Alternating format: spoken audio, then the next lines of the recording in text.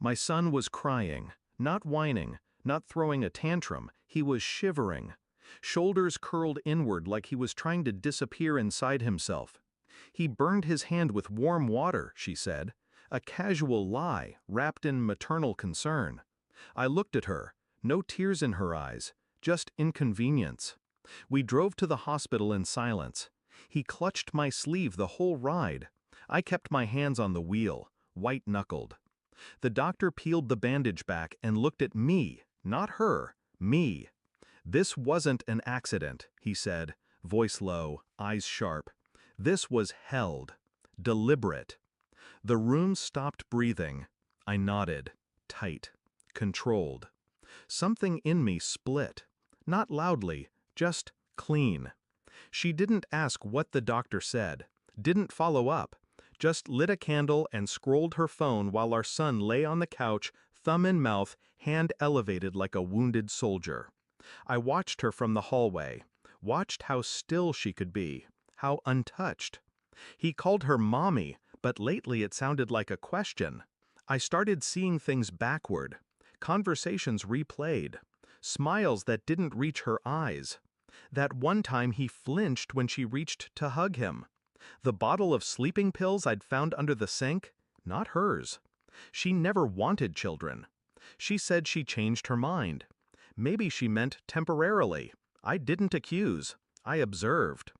Every lie has a rhythm. Hers pulsed steady. She left her phone on the nightstand sometimes. That was her mistake. The texts were nothing, at first. Then one from a contact saved as Laura. "He's getting in the way." Another, "He asked where the bruise came from. I said he fell." He didn't believe me. I copied them, quietly, unblinking.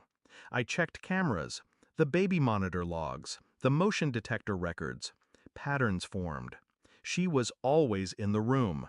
When the crying started, when the silence dragged too long, our son stopped asking for her at night, started sleeping in my bed, woke up screaming less.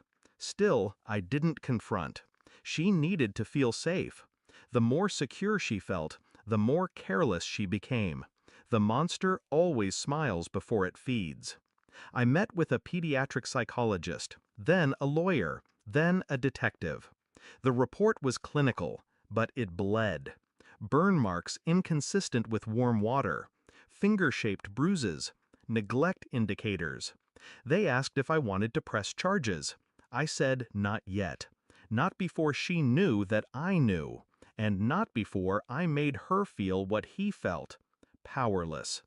That night I left the envelope on the kitchen table, sat across from her, watched her read. No words. Not one. Her hand trembled halfway through. She looked at me like I was someone else. I was. I had to be.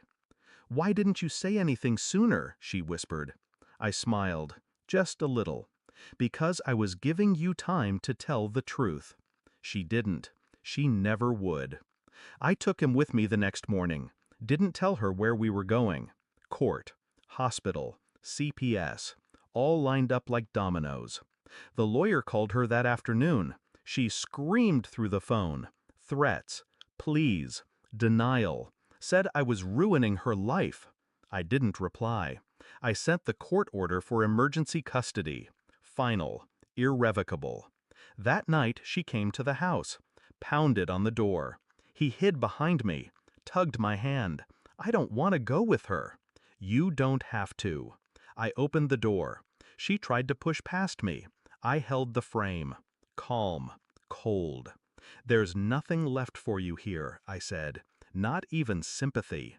She saw the deadness in my eyes and backed away. She doesn't call anymore.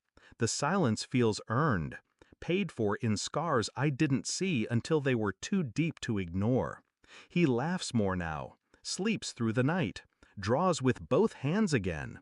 Sometimes he still asks why she did it. I never give him an answer, because some truths shouldn't pass from parent to child.